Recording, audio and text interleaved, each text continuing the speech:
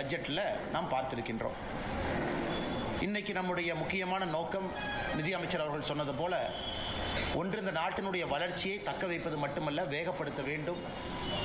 அதே நேரத்தில் கர்த்தவ்யா என்கின்ற வார்த்தையை பயன்படுத்தி இருக்கின்றார்கள். 3 கடமை. என்ன கடமையை செய்யணும்னா, முதல் கடமை என்பது நாட்டினுடைய வளர்ச்சி இன்னும் வேகமாக இருக்கணும். இரண்டாவது, அந்த வளர்ச்சி என்பது எல்லா தரப்பட்ட மக்களுக்கும் வந்து சேர வேண்டும். மூன்றாவது, நாட்டு மக்களும் அந்த வளர்ச்சியில் பங்கெடுப்பதற்கு அவர்களுக்கு தேவையான ஊக்கத்தை கொடுக்க வேண்டும். இந்த 3ஐயும் மையப்படுத்தியும் இந்த பட்ஜெட் இருக்கிறது. 53,50,000 கோடி ரூபாய் இருக்கக்கூடிய மொத்த பட்ஜெட் அது. 53 lakh crore பட்ஜெட் அது. ஒரு ஆண்டும் கூட நாம் பார்த்து கொண்டிருக்கின்றோம், பட்ஜெட்டும் பெரிதாகி கொண்டிருக்கிறது. துறை ரீதியாக பார்க்க வேண்டும் என்றால், நம்முடைய பாதுகாப்புத்துறைக்கு 42% அதிகப்படுத்தி இருக்கின்றார்கள். பாதுகாப்புத்துறை போன ஆண்டு ரிவைஸ்ட் எஸ்டிமேட், அதாவது பட்ஜெட் போட்ட பிறகு எவ்வளவு பணம் செலவு பண்ணியிருக்காங்க அப்படிங்கிறத நம்ம ரிவைஸ்ட் எஸ்டிமேட் என்று சொல்லுவோம். அதுவும் பாராளுமன்றத்தின் முன்பு வைப்பார்கள். பாதுகாப்புத்துறை மினிஸ்ட்ரி ஆஃப் டிஃபென்ஸ்க்கு 5,53,688 கோடி ரூபாய் இருந்தது. இந்த பட்ஜெட்டில் நம்ம நிதியமைச்சர் அவர்கள் 7,84,000 கோடி ரூபாய் கொடுத்திருக்கிறாங்க. அப்படின்னா 42% வளர்ச்சி. அதிலும் குறிப்பாக பாதுகாப்புத்துறையினுடைய உள்கட்டமைப்புக்கு 15% வளர்ச்சி. அதையும் அவர்கள் குறிப்பிட்டிருந்தார்கள். காரணம், ஆபரேஷன் சிந்தூர் இப்பதான் நடந்து முடிந்திருக்கிறது. ஒரு பக்கம் சைனா, பாகிஸ்தான், பக்கத்தில் இருக்கக்கூடிய நாடுகள் எல்லாமே தன்னுடைய ராணுவ உற்பத்தியை பெருக்கிக் கொண்டிருக்கின்றார்கள். நிறைய முக்கியமான ராணுவ தளவாடங்களை வாங்கிட்டு இருக்கிறாங்க. அதனால் எப்பொழுதும் இல்லாத அளவுக்கு சரித்திர அளவில் பாதுகாப்புத்துறைக்கு 42% உயர்த்தியிருக்கின்றார்கள். அதே போல ரோட் டிரான்ஸ்போர்ட் அண்ட் ஹைவேஸ் 8% உயர்வு, ரயில்வேஸுக்கு 10% உயர்வு, கல்வி 14% உயர்வு, சுகாதாரத்துறை ஹெல்த் அண்ட் ஃபேமிலி வெல்ஃபேர் 9% உயர்வு, ஹவுசிங் அண்ட் அர்பன் அஃபேர்ஸ் 50% உயர்வு, நியூ அண்ட் ரெனியூவபிள் எனர்ஜி 30% உயர்வு, லேபர் அண்ட் எம்ப்ளாய்மெண்ட் 157% உயர்வு, மினிஸ்ட்ரி ஆஃப் பவர் எரிசக்தி 39% உயர்வு, உமன் அண்ட் சைல்டு டெவலப்மெண்ட் 16% உயர்வு. எந்த அடிப்படையில் பார்த்தாலும் கூட உள்கட்டமைப்புக்கு அதிக முக்கியத்துவம் கொடுத்திருக்கக்கூடிய பட்ஜெட்டாக இருக்கிறது. 12,20,000 கோடி ரூபாய் உள்கட்டமைப்புக்கு நம்முடைய நிதியமைச்சர் அவர்கள் ஒதுக்கி இருக்கின்றார். இந்த உள்கட்டமைப்புக்கு ஒதுக்கக்கூடிய நிதி என்பது ரொம்ப முக்கியமானது. தமிழகத்தில் இருக்கக்கூடிய பட்ஜெட்டையும் நம்ம பார்க்கிறோம். குறிப்பாக திராவிட முன்னேற்ற கழகத்தினுடைய அரசு அது 4 லட்சம் கோடி ரூபாய் பட்ஜெட்டாக இருந்தாலும் கூட செலவினங்கள் அதிகமாகவும், கடனை கட்டுவதற்கு நாம் கொடுக்கக்கூடிய வட்டி அதிகமாகவும் இருக்கக்கூடிய பட்ஜெட்டாகத்தான் இருக்கு. அதில் குறிப்பாக கேபிட்டல் எக்ஸ்பெண்டிச்சர், உள்கட்டமைப்பு, வரக்கூடிய சந்ததிகளுக்கு நம்ம ரோடு கட்டக்கூடிய, பில்டிங், போர்ட்டு, ஏர்போர்ட், அது கொடுக்கக்கூடிய பணம் எப்பொழுதுமே குறைவு தான் தமிழ்நாடு அரசுடைய பட்ஜெட்டை பொறுத்த வரைக்கும். இன்னைக்கு மத்திய அரசு ஒரு ஆண்டும் கூட உயர்த்திக்கிட்டே போறாங்க. போன ஆண்டு 11 லட்சம் கோடியாக இருந்தது. இந்த ஆண்டு 12,20,000 கோடி ரூபாயாக இந்த உள்கட்டமைப்புக்கான நிதியை ஒதுக்கி இருக்கின்றார்கள். இதில் முக்கியமாக தமிழக மக்கள், நம்முடைய சொந்தங்கள் கூர்ந்து கவனிக்க வேண்டியது, இந்த ஆண்டு இன்னொரு ஆண்டும் வித்தியாசமான ஆண்டும் கூட. காரணம், ஃபினான்ஸ் கமிஷனுடைய அறிக்கையை மத்திய அரசுக்கு எக்கனாமிஸ்ட் அரவிந்த் பனகிரியா அவர்கள் கொடுத்திருக்கிறாங்க. இந்த ஃபினான்ஸ் கமிஷன் என்பது ஒரு 5 ஆண்டும் கூட மாநில அரசுக்கும் மத்திய அரசுக்கும் இருக்கக்கூடிய நிதி பகிர்வை பற்றி பேசக்கூடிய ஒரு முக்கியமான அம்சம். ஸோ இன்னைக்கு நம்முடைய பாராளுமன்றத்தின் முன்பு பிப்ரவரி 1ஆம் தேதி வைக்கப்பட்டிருக்கக்கூடிய ஃபினான்ஸ் கமிஷனுடைய அறிக்கை என்பது அடுத்த 5 ஆண்டு காலம் மத்திய அரசுக்கும் மாநில அரசுக்கும் இருக்கக்கூடிய நிதி பகிர்வை பற்றி பேசக்கூடிய அறிக்கை. அரவிந்த் பனகிரியா அவருடைய குழு அளித்திருக்கக்கூடிய 16வது ஃபினான்ஸ் கமிஷனுடைய அறிக்கையை மத்திய அரசு முழுமையாக ஏற்றுக்கொண்டிருக்கின்றார்கள். அதையும் கூட பிப்ரவரி 1ஆம் தேதி பாராளுமன்றத்தில் நிதியமைச்சர் அவர்கள் தெரிவித்திருக்கின்றார். இந்த 16வது ஃபினான்ஸ் கமிஷன்ல என்ன முக்கியமான அம்சம்னாங்க, டிவிசிபிள் டாக்ஸ் பூல், அதாவது மாநிலத்தில் நாம் எல்லோருமே கட்டக்கூடிய வரி, அது இன்கம் டாக்ஸாக இருக்கட்டும், மாநிலத்திலிருந்து போகக்கூடிய எல்லா வரியாக இருக்கட்டும், அதை மத்திய அரசு அந்த பூலை எப்படி டிவைட் பண்ணி ஒரு மாநிலத்துக்கு கொடுக்கறாங்க அப்படிங்கிறது டிவிசிபிள் டாக்ஸ் பூல். மோடி ஐயா அவர்கள் ஆட்சிக்கு வருவதற்கு முன்பு 2014க்கு முன்பு அந்த நிதி பகிர்வு என்பது 32 விழுக்காடு இருந்துச்சு. அந்த டிவிசிபிள் டாக்ஸ் பூல்ல 32% என்பது எல்லா மாநிலத்துக்கும் பிரித்து கொடுப்பாங்க. அது மோடி ஐயா அவர்கள் வந்த பிறகு 15th finance commission, 14th finance commission, 15th finance commission, 2 கமிஷன்லும் கூட கடந்த 10 ஆண்டு காலமாக அது 41+1 42 விழுக்காடாக உயர்ந்திருக்கிறது. 41 விழுக்காடு எல்லா மாநிலத்துக்கும், 1 விழுக்காடு என்பது ஜம்மு அண்ட் காஷ்மீர் மாநிலத்திற்கும் 42 விழுக்காடு பிரித்து கொடுக்குறாங்க. இந்த 16வது ஃபினான்ஸ் கமிஷன்லையும் அதே 42 விழுக்காடு மெயின்டைன் பண்ணியிருக்கிறாங்க. 41 விழுக்காடு மாநிலத்துக்கெல்லாம், 1 விழுக்காடு ஜம்மு அண்ட் காஷ்மீர். அதில் மிக முக்கியமாக எப்படி அந்த பணத்தை பிரித்து கொடுக்குறோம் அப்படிங்கிற ஃபார்முலால ஒரு மாற்றத்தை கொண்டு வந்திருக்கின்றார்கள். ரொம்ப காலமாக தமிழ்நாட்டில் நம்ம எல்லோரும் கேட்டுக்கொண்டிருக்கின்றோம், ஒரு மக்கள் தொகையை அடிப்படையாக வச்சு நீங்கள் கொடுத்தாலும் கூட தமிழ்நாடு போன்ற ஆரோக்கியமான மாநிலத்தில், அதிக வரி கட்டக்கூடிய மாநிலத்தில், இந்த நாட்டினுடைய வளர்ச்சிக்கு அதிகமாக பங்கெடுக்கக்கூடிய ஒரு மாநிலத்திற்கும் மரியாதை கொடுத்து அந்த ஃபினான்ஸ் கமிஷனுடைய ஃபார்முலா அதை ரிஃப்ளெக்ட் பண்ணணும்னு நம்ம ரொம்ப நாளாக கேட்டுக்கிட்டு இருந்தோம். இன்னைக்கு அந்த ஃபினான்ஸ் கமிஷனுடைய குழு நமக்கு அங்கீகாரம் கொடுத்துருக்குறாங்க. ஸோ இதற்கு முன்பு இருக்கக்கூடிய finance commission, 15th finance commission எடுத்துக்கிட்டிங்கன்னா, மக்கள் தொகை 1971, 2011 2 மக்கள் தொகை சென்சஸ் இருக்கு. அது 15th ஃபினான்ஸ் கமிஷன்லேருந்து 71 மக்கள் தொகை அவங்க விட்டுட்டாங்க. 2011க்கு மட்டும் வந்திருக்கிறாங்க. அது அட்வான்டேஜ் ஃபார் தமிழ்நாடு. 15 விழுக்காடு மக்கள் தொகைக்கும், ஒரு மாநிலத்தினுடைய ஏரியா எந்த அளவுக்கு விஸ்தாரம் நமக்கு இருக்கு, ஜியோகிராபிக்கல் ஏரியா, அதற்கு 15 விழுக்காடு. குறிப்பாக ஒரு மாநிலத்தினுடைய ஆவரேஜ் ஜிஎஸ்டிபி, ஒரு மாநிலத்தினுடைய ஒரு வருமானம் என்பது எந்த அளவுக்கு பகிர்ந்து இருக்கிறாங்க, பணக்காரங்களுக்கும் ஏழைக்கும் இருக்கக்கூடிய வித்தியாசம், அதற்கு 45 விழுக்காடு முக்கியத்துவமும், ஒரு மாநிலத்தில் எந்த அளவுக்கு ஃபாரஸ்ட் கவர் இருக்கு, எந்த அளவுக்கு இயற்கையை நாம் பாதுகாக்கின்றோம், அதற்கு 10%, டோட்டல் ஃபர்டிலிட்டி ரேட், நான் சொல்வது இதற்கு முன்பைய ஃபினான்ஸ் கமிஷன், அதுக்கு 12.5, டாக்ஸ் ஃபிஸ்கல் எஃபர்ட், எந்த அளவுக்கு நாம டாக்ஸ் கட்டுறோம் 2.5. இன்னைக்கு அது முழுவதுமாக மாறி மக்கள் தொகைக்கு இந்த 16 ஃபினான்ஸ் கமிஷன்ல மக்கள் தொகைக்கு 17.5 விழுக்காடு. டெமோகிராபிக் பெர்ஃபார்மன்ஸ், அதாவது எந்த அளவுக்கு நாம மக்கள் தொகையை கட்டுப்படுத்தி இருக்கின்றோம், எந்த அளவுக்கு நாம டோட்டல் ஃபர்டிலிட்டி ரேட்டை 2.1 பக்கம் மெயின்டைன் பண்றோம், அதற்கு 10%, ஒரு விஸ்தாரம் ஏரியாவுக்கு 10%, இயற்கை வளம் அதற்கு 10%, பெர் கேபிட்டா ஜிஎஸ்டிபி டிஸ்டன்ஸ், பணக்காரங்களுக்கும் ஏழைக்கு இருக்கக்கூடிய வித்தியாசம் 42.5%. மிக முக்கியமாக நாட்டினுடைய வளர்ச்சிக்கு ஒரு மாநிலம் எவ்வளவு கான்ட்ரிபியூட் பண்றாங்க, அது 10% கொடுத்து இந்த 100% ஃபார்முலாவை ரிலீஸ் பண்ணியிருக்கிறாங்க. அதனால எதிர்க்கட்சி நண்பர்கள், நானும் 2 நாட்களாக பார்க்கின்றோம், பாரதிய ஜனதா கட்சியின் சார்பாக சொல்ல வேண்டும் என்றால், யாரும் கூட இந்த 16வது ஃபினான்ஸ் கமிஷனை பற்றி யாரும் கூட ஒரு குற்றமோ குறையோ குறைபாடோ சொல்லும் இல்லாத அளவுக்கு எல்லோருமே ஏற்றிருக்கிறாங்க. இதில் குறிப்பாக பார்க்கணும்னா உத்தரப்பிரதேசம், ராஜஸ்தான், அவர்களுக்கு வரக்கூடிய ஃபார்முலா படி குறைஞ்சிருக்கு. சதர்ன் ஸ்டேட், தென் மாநிலங்கள், நாம எல்லோருக்குமே இந்த புது ஃபார்முலா படி நாம ஏறி இருக்கு, நிதி பகிர்வு என்பது ஏறி இருக்கு. இதை நாம் எல்லோரும் கூட வரவேற்க வேண்டிய ஒரு விஷயம். அதனால்தான் நிதி அமைச்சர் அவர்கள் நேற்று பட்ஜெட்ல எல்லா மாநிலக்கும் கொடுக்கக்கூடிய உடனடி நிதி பகிர்வாக, அர்பன் லோக்கல் பாடி, பஞ்சாயத்து, மாநில அரசுக்கு வரக்கூடிய நிதி பகிர்வு 1,24,000 கோடி உடனடியாக இந்த பட்ஜெட்ல அவங்க ரிலீஸ் பண்ணியிருக்கிறாங்க. அதை தாண்டி அன்பு சொந்தங்களே, ஒரு பட்ஜெட் நாம ரிலீஸ் பண்ண பிறகு அதை எதிர்க்கட்சி நண்பர்கள் குற்றம் சாட்டுவது வாடிக்கை தான், அது புதுசு ஒன்றும் கிடையாது. அதே போல வழக்கமாக நம்முடைய முதலமைச்சர் ஐயா ஸ்டாலின் அவர்கள், காங்கிரஸ் கட்சியினர், ஐயா வைகோ அவர்கள் எல்லோருமே குற்றம் சுமத்தி இருக்கிறாங்க. அந்த குற்றத்தில் எந்த அளவுக்கு ஆதாரபூர்வமான உண்மை இருக்கு அப்படிங்கிறது இந்த நேரத்தில் பார்ப்போம். இன்னைக்கு இந்த பட்ஜெட்டை பொறுத்த வரைக்கும் நிர்மலா சீதாராமன் அவர்கள் 7 ஃப்ரான்டியர் ஸ்ட்ராட்டஜிக் செக்டருக்கு முக்கியத்துவம் கொடுத்திருக்கிறாங்க. 7 முக்கியமான விஷயத்துக்கு, முக்கியமான அம்சத்துக்கு அவங்க உடனடியாக அதற்கு ஒரு இம்பெட்டஸ், ஒரு புஷ் கொடுத்திருக்கிறாங்க. அடுத்து வரக்கூடிய 20 ஆண்டுகளுக்கு இது சிறப்பாக இருக்க வேண்டும் என்று. அதன்படி நாம பார்க்கிறோம் அப்படின்னா, தமிழ்நாட்டை பொறுத்தவரை நமக்கு கொடுத்திருக்கக்கூடிய ஸ்ட்ராட்டஜிக் செக்டர்ஸ் என்ன, முக்கியமான செக்டருக்கு நமக்கு அனுகூலம் இருக்கும். முதல் முக்கியத்துவம் எது கொடுத்திருக்காங்கன்னா, பயோ ஃபார்மா கொடுத்திருக்கிறாங்க. இன்னைக்கு நாம வால்யூம்ல இருந்து வேல்யூக்கு போகணும் அப்படிங்கறக்காக நாம் இன்னைக்கு உலகத்தினுடைய ஜெனரிக் மெடிசனுடைய தலைநகரமா இருக்கிறோம். இன்னைக்கு பயோ ஃபார்மா சக்தி அப்படிங்கிற ப்ரோக்ராம்ல 10,000 கோடி ரூபாய் ஒதுக்கி இந்தியாவில் இருக்கக்கூடிய ஹைதராபாத், சென்னை போன்ற எல்லாமே இன்னைக்கு யாருக்கிட்ட எல்லாம் நாம மருந்து துறையில முன்னணியில் இருக்கிறோமோ இதை பயன்படுத்தி, பயோ ஃபார்மா சக்தியை பயன்படுத்தி நாம் இன்னைக்கு மேனுஃபேக்சரிங் ஹப்பை உருவாக்குவதற்கான முயற்சி எடுத்திருக்கிறாங்க. செமிகண்டக்டர் மிஷன் 1, இன்னைக்கு செமிகண்டக்டர் மிஷன் 2. இன்னைக்கு நம்முடைய படித்த இளைஞர்களுக்கு வேலை வாய்ப்பை உருவாக்கி கொடுக்கணும்.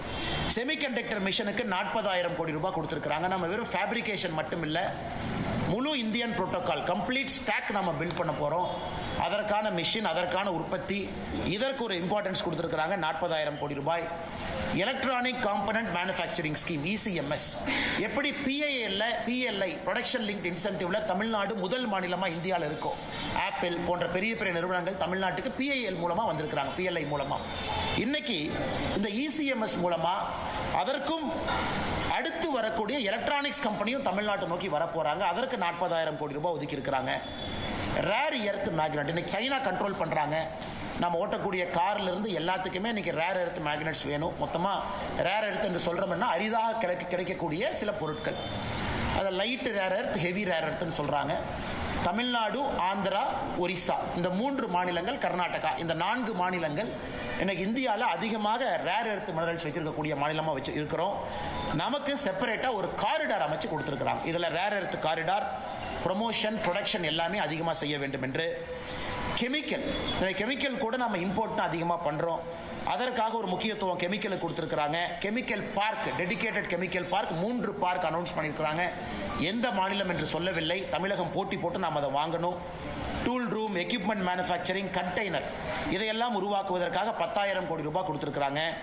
டெக்ஸ்டைல் அடுத்த கட்டம் செல்வதற்காக மெகா டெக்ஸ்டைல் பார்க், சம்ரத் 2.0 இதுவும் தமிழ்நாட்டுக்கு பயன்படும். மிக முக்கியமாக எம்எஸ்எம்இ கோயம்புத்தூர்ல நம்ம இருக்கிறோம். இன்னைக்கு சிறு குறு நிறுவனங்கள் வளர்ப்பதற்கு ஒரு பக்கம் நம்ம இத்தனை காலமா கடன் கொடுத்துட்டு இருக்கோம்.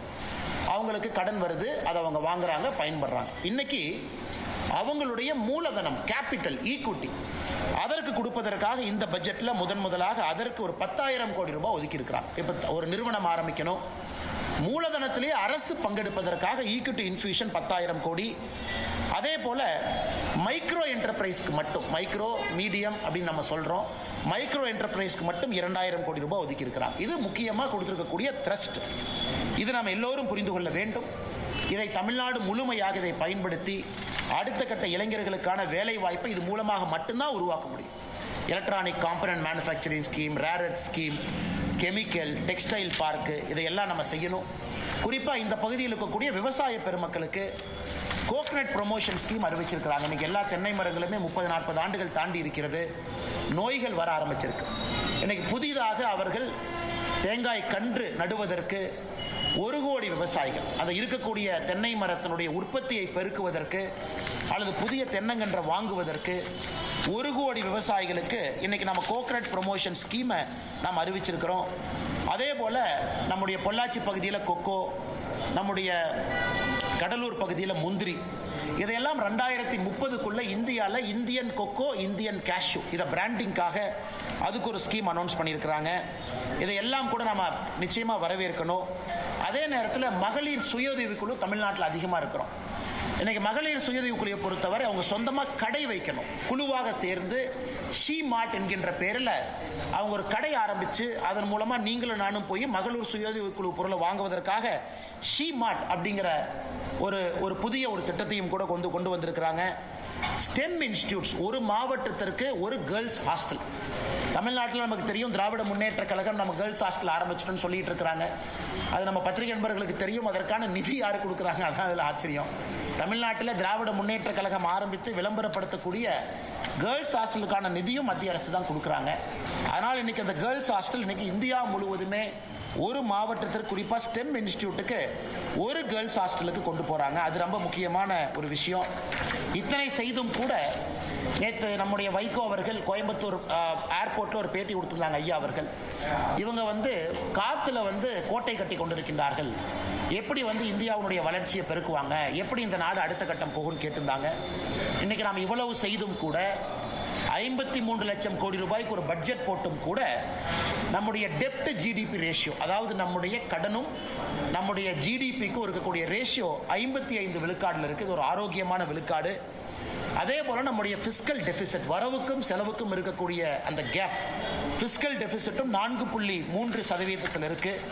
இவ்வளவு செய்தும் கூட ஒரு ஆரோக்கியமான ஒரு சூழ்நிலையை நாம உருவாக்கி இருக்கிறோம்.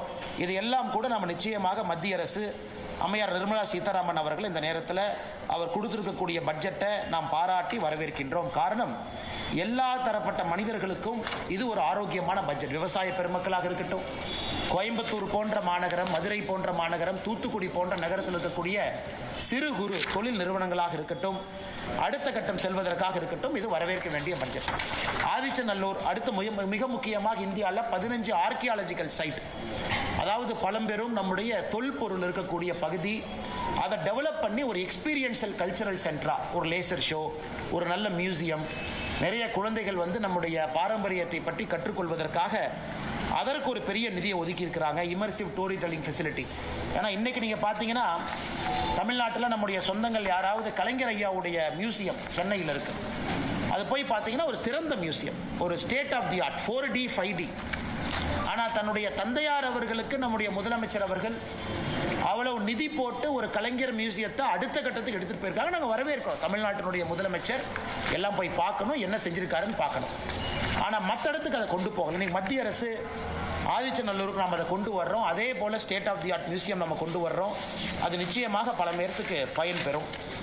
அன்பு சொந்தங்களே, இதையெல்லாம் தாண்டி ரயில்வே துறையை பொறுத்தவரை மிக முக்கியமாக 2-3 விஷயங்கள் உங்களுக்கு சொல்லணும். 2026-27 ஒரு சரித்திர ஆண்டு ரயில்வேயை பொறுத்த வரைக்கும் தமிழ்நாட்டுக்கு 7611 கோடி ரூபாய் ஒதுக்கி இருக்கிறாங்க. இதை ஒரு பெர்ஸ்பெக்டிவ்ல ஒரு உதாரணத்துக்கு சொல்லணும்னா, யூபி அரசு காங்கிரஸ் ஆட்சியினுடைய கடைசி பட்ஜெட் அவங்க போட்டப்ப தமிழகத்திற்கு மொத்தமாக 2009 14 வரை கடந்த 5 ஆண்டுகள் அவங்களுடைய கடைசி 5 ஆண்டுகள் 879 கோடி கொடுத்திருந்தாங்க. ஆனால் இந்த ஒரு ஆண்டில் மட்டும் ரயில்வே பட்ஜெட் 7611 கோடி. இன்னைக்கு தமிழ்நாட்டில் எவ்வளவு ரயில்வே வேலைகள் நடந்து கொண்டிருக்குன்னு கேட்டீங்கன்னா 35,701 கோடி ரூபாய் பொறுமானமான வேலைகள் நடந்து கொண்டிருக்கிறது. 77 ஸ்டேஷன் அமிர்த் ஸ்டேஷனாக இன்னைக்கு டெவலப்மெண்ட் போயிட்டு இருக்கு. அதுக்கு 3147 கோடி ரூபாய். 18 ரயில்வே ஸ்டேஷனை முழுமையாக நம்ம வேலையை முடிச்சிருக்கோம். சிதம்பரம், மன்னார்குடி, போலூர், மணப்பாறை, சின்ன சேலம் வரைக்கும். பொள்ளாச்சி ஜங்ஷன் ஃபேஸ் 2 வேலைகள் நடந்து கொண்டிருக்கிறது. வந்தே பாரத் தமிழ்நாட்டில் 9 பேர் வந்தே பாரத்தினுடைய சர்வீஸ் இருக்கு. அமிர்த் பாரத் 9 பேர் இருக்கு. இன்னைக்கு அடுத்த கட்டம் ரயில்வே எடுத்துட்டு போயிருக்கிறாங்க. 16 லட்சம் கோடி ரூபாய் ஒதுக்கி இருக்கிறாங்க. ஹை ஸ்பீட் ரயில் நெட்வொர்க் 16 லட்சம் கோடி. இன்னைக்கு நாம வேறு யூரோப்பிய நாடுகளுக்கெல்லாம் போறோம். அதிகமாக மக்கள் வந்து மிக வேகமாக ரயில்வே சேவையில போறாங்க. எப்படி ரயில்வேயை மாடர்னைஸ் பண்ணி அதை எலக்ட்ரிஃபிகேஷன் பண்ணி அப்புறம் நாம வந்தே பாரத், அமிர்த் பாரத் கொண்டு வந்து இன்னைக்கு அடுத்த கட்டத்தை நோக்கி இந்தியா நகருது. 16 லட்சம் கோடி ரூபாய் இந்தியா முழுவதும் ஒதுக்கி அதில் குறிப்பாக 2 லைன் நமக்கு ஹைஸ்பீட் நெட்வொர்க் கிடைக்குது. சென்னை டு பெங்களூர் ஒரு லைன், சென்னை டு ஹைதராபாத் ஒரு லைன். சென்னை பெங்களூர் இந்த ஹைஸ்பீட் நெட்வொர்க் வந்த பிறகு 1 மணி நேரம் 13 நிமிஷத்தில் சென்னையிலிருந்து பெங்களூருக்கு நம்மால் இந்த ட்ரெயினில் போக முடியும். ஸ்பீடு கிட்டத்தட்ட 300 கிலோமீட்டர் தாண்டி 320 கிலோமீட்டர் தாண்டி பெர் ஹவர் இந்த ஸ்பீடு இருக்கும். அதே போல சென்னை ஹைதராபாத் அதுவும் ஒரு முக்கியமான ஒரு தடம். 3 மணி நேரத்திற்கு கீழே சென்னை ஹைதராபாத் அந்த ரயில் சேவை ரயில்வே ஸ்பீட் நெட்வொர்க் அதை கொண்டு வர்றாங்க. இது நம்ம நிச்சயமா வரவேற்கணும். நிறைய இளைஞர்கள் மிக வேகமாக ஒரு தலைநகரிலிருந்து இன்னொரு தலைநகரத்துக்கு போயிட்டு வருவதற்கான ஒரு சாத்தியக்கூறுகள் இருக்கு. மொத்தமாக இதற்கு மட்டுமே ஒதுக்கி இருக்கக்கூடிய பணம் என்பது 16 லட்சம் கோடி ரூபாய். இது அடுத்து வரக்கூடிய பல ஆண்டுகளில் இந்த திட்டம் நடக்கும்.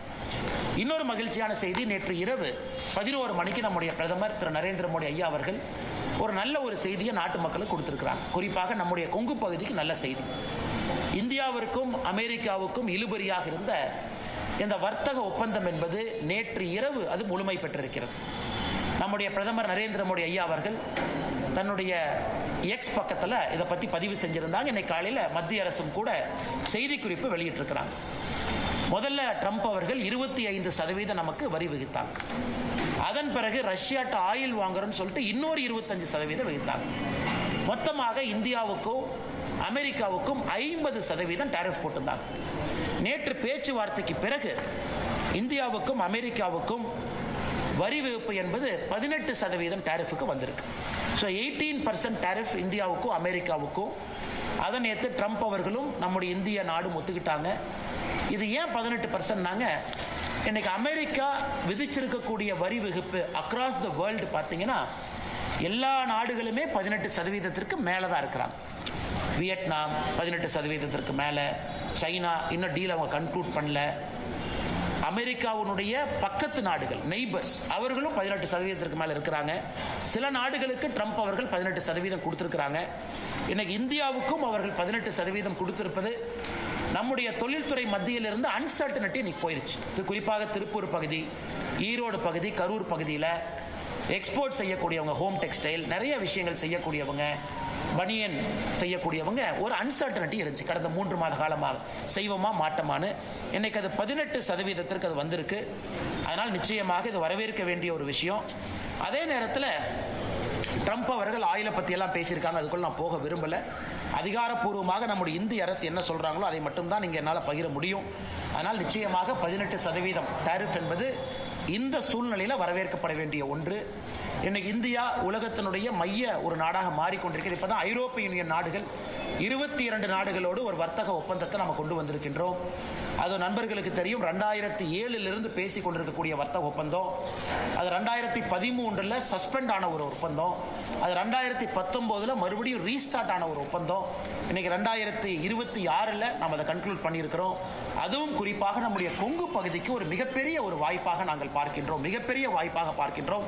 தமிழகம் முழுவதுமே இன்னைக்கு தென் தமிழகத்தில் நிறைய மேனுஃபேக்சரிங் யூனிட் போகுது. தூத்துக்குடி பகுதி, திருநெல்வேலி பகுதி, அவர்களும் முறையாக இதை இரண்டும் பயன்படுத்தும் பொழுது தமிழகத்தினுடைய வளர்ச்சி, குறிப்பாக தென் தமிழகத்தினுடைய வளர்ச்சி அடுத்த கட்டத்திற்கு இது போகும். அதனால் இது ஆரம்ப கமெண்ட்ஸ் உங்களுக்கு பட்ஜெட்டை பற்றி, குறிப்பாக அமெரிக்க டாரிஃப் டீலை பற்றி நம்முடைய பத்திரிகை நண்பர்களுக்கு இருக்கக்கூடிய கேள்விகளுக்கு நாங்கள் பதில் சொல்றோம். சார், எம்எஸ்எம்இ சம்பந்தமாக அதாவது பிரைஸ் மானிட்டரிங் கமிட்டி வேணும்னு சொல்லி ரொம்ப காலமாக கேட்டுருக்குறாங்க. 7 கோடி பேர் இந்தியாவில் இருக்கிறாங்க. ஆனால் ஒரு 5-6 கம்பெனி, கார்பரேட் கம்பெனிக்கார மட்டும் தீர்மானிக்கிற ரா மெட்டீரியல் ரேட் தான் இருக்குது. ஸோ அப்படிங்கிற போது மானிட்டரிங் கமிட்டி வேணும் எம்எஸ்எம்இ கேட்குற போது ஏன் கடந்த பட்ஜெட்லேயும் அறிவிக்கல, இந்த பட்ஜெட்லேயும் அறிவிக்கல? ஆனால் ஒரு பட்ஜெட்டை பொறுத்த வரைக்கும் எல்லா மக்களுக்கும் எல்லா விதமான எதிர்பார்ப்புகளும் இருப்பது நியாயமான எதிர்பார்ப்பு தான். எல்லோருக்குமே எல்லாம் வேண்டும் என்று நினைக்கக்கூடிய நியாயமான எதிர்பார்ப்பு தான். இப்போ ஒரு பக்கம் நம்முடைய அரசு கடந்த 12 ஆண்டுகளாக பார்க்கும் பொழுது சப்ளை செயினை நம்ம டைவர்சிஃபை பண்ணுறோம், எல்லா பக்கம் எடுத்துகிட்டு போகிறோம். அதுவும் குறிப்பாக சகோதரருக்கு தெரியும், 12,20,000 கோடி ரூபாய் உள்கட்டமைப்பு நம்ம சொல்லியிருக்கோம். அதில் 7 லட்சம் கோடி ரூபாய்க்கு மேலே அது எம்எஸ்எம்இ இருந்து அது வாங்க போகிறாங்க. அதனால் எம்எஸ்எம்இயை பொறுத்தவரை ஹிஸ்டாரிக்கலி அதிக எம்எஸ்எம்இ இருக்கிறாங்க. இன்றைக்கும் 10,000 கோடி ரூபாய் ஈக்விட்டி இன்ஃபியூஷன், மைக்ரோ என்டர்பிரைஸ்க்கு 2,000 கோடி ரூபாய் ஏற்கனவே சொன்னது தான். அதனால் இன்னைக்கு பிரைஸ் மானிட்டரிங் கமிட்டி, அதுக்கு ஒரு பக்கம் competition commission of India CCI இருக்கு, அவங்க கொலூட் ஆகிறாங்களா அப்படின்னு பார்க்குறாங்க. இன்னைக்கு எல்லா நாட்டிலையுமே காலகட்டத்தில் டாடா ஒரு காலத்தில், பிர்லா ஒரு காலத்தில், ரிலையன்ஸ் ஒரு காலத்தில், அதானி ஒரு காலத்தில், எல்லாமே பெரிய பெரிய நிறுவனங்கள் இருப்பது வாடிக்கை தான். ஆனால் இன்னைக்கு அதையும் தாண்டி சிறு குறு நிறுவனங்கள் வளர வேண்டும் என்பதற்காகத்தான் இவ்வளவு நோக்கம். இந்த 10,000 கோடி ரூபாய் ஒதுக்கிறது, 2,000 கோடி ரூபாய் ஒதுக்கிறது, அவர்களுக்கு தேவையான கடனை கொடுப்பது எல்லாமே சிறு குறு நிறுவனங்கள் வேகமாக வளரணும், அவங்க இடத்தை கெட்டியாக பிடிச்சிக்கணும் அப்படின்னு. ஆனால் அவர் சொல்வது அநியாயமான கோரிக்கை என்று சொல்லலை, அதற்கான காலரும் சூழமும் வரும் பொழுது. ஏன்னா நீங்கள் இன்னைக்கு சிறு குறு நிறுவனத்திற்கு பிரைஸ் மானிட்டரிங் கமிட்டி கொண்டு வரும் பொழுது அது பல விஷயத்தை பாதிக்கும். ஒரு பக்கம் நம்ம ஜிஎஸ்டி வச்சிருக்கோம், பல விஷயங்களை பாதிக்கும். இன்னொரு பக்கம் நிதி பகிர்மானம் இருக்கு, இன்னொரு பக்கம் ஃபினான்ஸ் கமிஷனுடைய அறிக்கை இந்த ஆண்டு நாம் ஏற்றிருக்கோம்.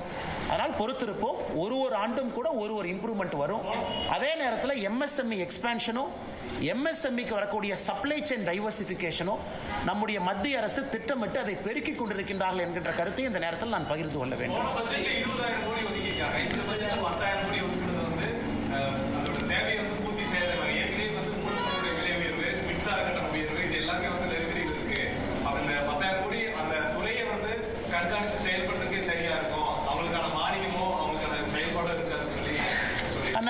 நம்ம எம்எஸ்எம்இக்கு கொடுக்கக்கூடிய கடன் என்பது எந்த விதத்திலும் கூட அது குறையல, அது வழக்கம் போல அது வந்துகிட்டே தான் இருக்கு. இந்த ஆண்டு நாம் கொடுத்திருப்பது 10,000 கோடி ரூபாய் ஈக்விட்டி இன்ஃபியூஷன். அதாவது நான் ஒரு கம்பெனி ஆரம்பிக்கிறேன், 100% என்னுடைய காசை போட்டு நான் ஆரம்பிக்கிறேன், அல்லது என்னால் பணம் போட முடியலன்னா நான் 40% டெப்டா வாங்குறேன், பேங்க்ல போய் கடன் வாங்குறேன். இந்த பட்ஜெட்ல முதலாக நாம் சொல்லியிருப்பது 10,000 கோடி ரூபாயும் நீங்க போடக்கூடிய மூலதனத்தில் மத்திய அரசு பங்கேற்கும் என்று சொல்லியிருக்கின்றோம். இது முதல் முறையாக ஈக்விட்டி இன்ஃபியூஷன், அதாவது கடன் கிடையாது, அவர்கள் போடக்கூடிய மூலதனத்தில் அவர்களோடு மத்திய அரசு ஈக்விட்டி போடுது. இது அமெரிக்காவில் ட்ரம்ப் வந்த பிறகு கவர்மெண்டே ஒரு ஸ்டேக் எடுக்கிறாங்க. ஆனால் நிச்சயமாக இது முதல் முறை. மற்றபடி எம்எஸ்எம்இக்கு நம்ம கொடுக்கக்கூடிய சலுகைகள், எம்எஸ்எம்இக்கு கொடுக்கக்கூடிய புஷ், இந்த 12 லட்சம் கோடியில் கூட 7 லட்சம் கோடி ரூபாய்க்கு மேல உள்கட்டமைப்பு MSME தான் நம்ம அந்த வாங்க போறோம். அது எப்பொழுதுமே MSMEயின் பக்கம் அரசு இருக்கு, அதில் எந்த மாற்று கருத்தும் இல்லை. அதே நேரத்தில் எலக்ட்ரிக் பில் போயிருச்சு. ஒரு பக்கம் மத்திய பிரதேசில் MSME இருக்கும் பொழுது ஒரு யூனிட் ₹1 கொடுக்குறாங்க. ஆனா தமிழகத்தில் திராவிட முன்னேற்ற கழகத்தினுடைய ஆட்சியில் ஒரு யூனிட் எவ்வளோன்னு உங்களுக்கும் தெரியும். ₹5, ₹6, ₹7 போயிட்டே இருக்கு. அதனால மாநில அரசும் குற்றம் சுமத்துவதை விட நாங்க என்ன செஞ்சிருக்கிறோம் அப்படின்னு மாநில அரசு யோசிக்கணும். நம்ம ஊர்ல MSME தலைநகராக தமிழ்நாடு இருந்துகிட்டு இருக்கணும்னா மாநில அரசு என்ன முக்கியத்துவம் கொடுத்திருக்கோம். ஆனால் நிச்சயமாக MSMEயை பொறுத்தவரை அடுத்த கட்டம் எடுத்து செல்வதற்கான பட்ஜெட்டாக மட்டும்தான் இந்த பட்ஜெட் அமைஞ்சிருக்கு. குறிப்பாக MSME நண்பர்களுக்கு இன்னொன்று நம்ம சொல்லிக்கொள்ள விரும்புகிறோம். இந்தியா ஐரோப்பிய யூனியன் டீல் அது MSME பெனிஃபிட் ஆகும். India America deal MSME benefit ஆகும். நாம் வந்த பிறகு மத்திய நாடுகளோடு, குறிப்பாக மிடில் ஈஸ்ட் கண்ட்ரீஸோடு நம்ம டீல் போட்டிருக்கோம். கொரியா, ஜப்பானோடு நம்ம எக்கனாமிக் கோஆபரேஷன் அக்ரிமெண்ட் கொண்டு வந்திருக்கோம். கனடாவோடு கொண்டு வந்திருக்கிறோம். இது எல்லாமே இங்க இருக்கக்கூடிய MSME அடுத்த கட்டம் செல்லும் பொழுது மட்டும்தான் அவங்களுக்கு பயன் கிடைக்கும். அதற்கான முயற்சியும் நம்முடைய அரசு எடுத்துக்கொண்டிருக்கிறது.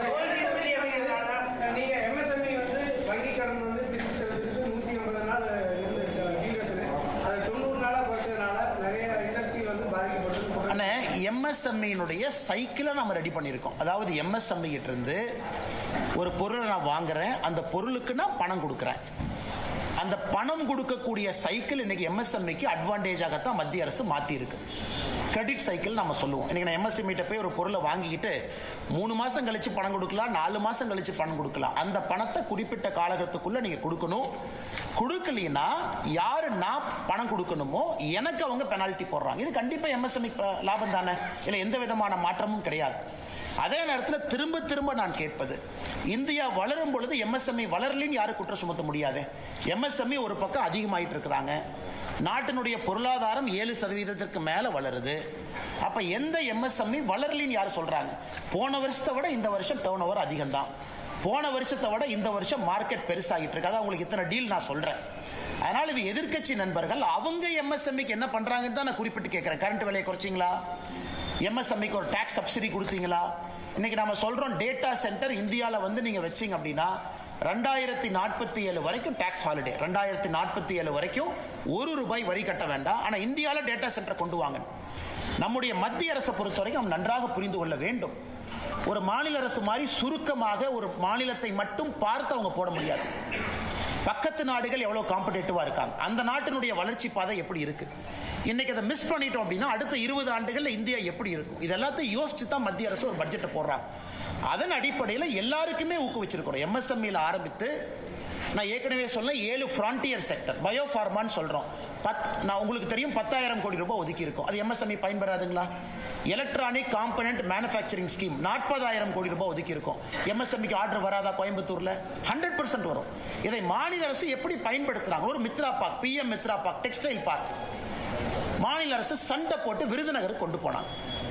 திருச்சுழி பக்கத்துல கொண்டு போனாங்க நிதியமைச்சர் அவர்கள், திருச்சுழி தொகுதியின். இன்னைக்கு அந்த மித்ரா பார்க் எங்க இருக்கு? நானே உங்க மாநில அரசின் மீது ஒரு குற்றம் சுமத்துறேன். அது ஆபரேஷனலைஸ் பண்ணிட்டீங்களா? 25,000 பேத்துக்கு அங்க வேலை வாய்ப்பை உருவாக்கி இருக்கணும். விருதுநகர் பக்கத்துல பண்ணிட்டீங்களா? இல்ல. போட்டி போட்டு எடுத்துட்டு போறீங்க. அடிக்கல் நாட்டுக்கே 1 வருஷம் எடுத்துக்கிறீங்க. இவ்வளவு காலம் தாழ்ந்த ஒரு விஷயத்தை நீங்க செஞ்சீங்கன்னா இன்னைக்கு 3 கொடுக்குறாங்க. கெமிக்கல் ஃபெசிலிட்டி 3 ஹப் கொடுக்குறாங்க. அதையும் பிளக் அண்ட் பிளே மாடல் போட்டி போட்டு தான் வாங்கணும். எப்படி PM மித்ரா பார்க்க போட்டி போட்டு மத்திய அரசு கிட்ட சேலஞ்ச் மாடல்ல வாங்கணுமோ, இன்னைக்கு இந்த 3 கெமிக்கல் ஹப்பை கொடுக்குறாங்க. அதையும் போட்டி போட்டு வாங்கணும். அதற்கெல்லாம் இந்த மாநில அரசு தயாரா இருக்கிறாங்களா? இவ்வளவு பணம் வருது.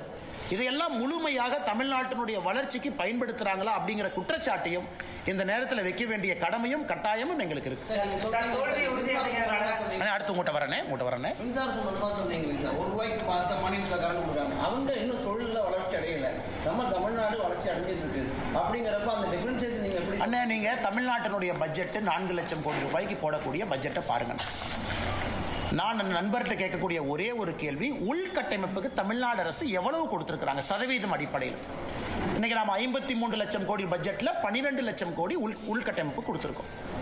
ஆல்மோஸ்ட் இன்னைக்கு நாம 25% தாண்டி போயிட்டு இருக்கோம். நல்லா யோசிச்சு பாருங்க. 25% தாண்டி உள்கட்டமைப்பு மட்டுமே அந்த பணத்தை போடுறோம்.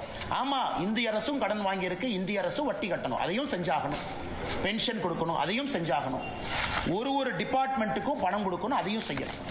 இன்னைக்கு தமிழ்நாடு அரசை பொறுத்தவரை இன்னைக்கு தமிழ்நாடு அரசு போடக்கூடிய பட்ஜெட் உள்கட்டமைப்பு கிடையாது. கடன் வாங்கி 10 லட்சம் கோடி வாங்கியாச்சு.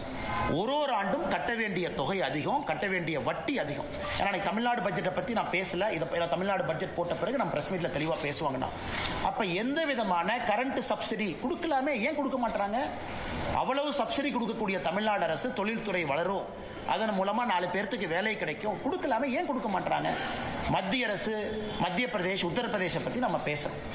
அவங்க 1 ரூபாய் கொடுக்குறாங்க. கரெக்ட். இங்கிருந்து எத்தனை பேர் போறாங்க? எத்தனை பேர் இங்கிருந்து புதுசா எக்ஸ்பான்ஷன் அங்க போறாங்க? எத்தனை பேர் தமிழ்நாட்டில இருந்து குஜராத்துக்கு போய் செமிகண்டக்டர் யூனிட் போட்டிருக்காங்க? அதையெல்லாம் ஏன் இங்க பண்ணல? அதே போல இவர்கள் நடத்துவது வெறும் காட்சி பொருள் மட்டும்தான். 4 பேர் உட்கார்ந்துக்கிறாங்க, வந்தாங்கிறாங்க. 3 நாள் கழிச்சு அதே கம்பெனி இன்னைக்கு ஆந்திராக்கு போகுது. விசாகப்பட்டினம் உலகத்தினுடைய டேட்டா சென்டரா மாறிட்டு இருக்கு. ஏன் அது சென்னை மாறி இருக்கக்கூடாது? கூகுள் ஏன் விசாகப்பட்டினம் போச்சு? ஏன் அது சென்னையில் இருக்கக்கூடாது? அதனால் பட்ஜெட் என்பது எல்லா மாநிலத்திற்கும் பொதுவாக ஒரு ஆப்பர்ச்சுனிட்டி கொடுத்திருக்கிறாங்க. அதுவும் இன்னைக்கு பினான்ஸ் கமிஷனை பத்தி முதலமைச்சர் ஒரு பாராட்டுனாவது கொடுத்திருக்கணும்ல. 16வது பினான்ஸ் கமிஷன் இன்னைக்கு இவ்வளவு விஷயங்கள் நாங்கள் கேட்டோம். நானும் கேட்டேன், நீங்களும் கேட்டீங்க, போன வருஷம் முதலமைச்சரும் கேட்டார். அதாவது நல்லா பெர்ஃபார்ம் பண்ணக்கூடிய மாநிலத்துக்கு மரியாதை கொடுங்க, கொடுத்திருக்கிறாங்க. உத்தரப்பிரதேசனுடைய நிதி பகிர்வு குறைச்சிருக்கிறாங்க, ராஜஸ்தானுடைய நிதி பகிர்வு குறைச்சிருக்கிறாங்க. அதை பாராட்டி ஒரு அறிக்கை வந்துச்சா? இல்ல. மத்திய அரசு எல்லாருக்கும் பொதுப்படையா இருக்கிறாங்க. அடுத்த 5 ஆண்டு காலம் நிதி பகிர்வு 2026 இருந்து 31 வரைக்கும் பாருங்க, சதர்ன் ஸ்டேட்ஸுக்கு இம்ப்ரூவ் பண்ணிருக்காங்க. 10% 10% கான்ட்ரிபியூஷன் டு ஜிடிபி கொடுத்திருக்காங்க. எதுவுமே இல்லை, வெறும் குற்றம் மட்டுமே. காலையிலிருந்து இரவு வரை குற்றம் மட்டுமே சுமத்திக்கிட்டு இருந்தா எப்படி?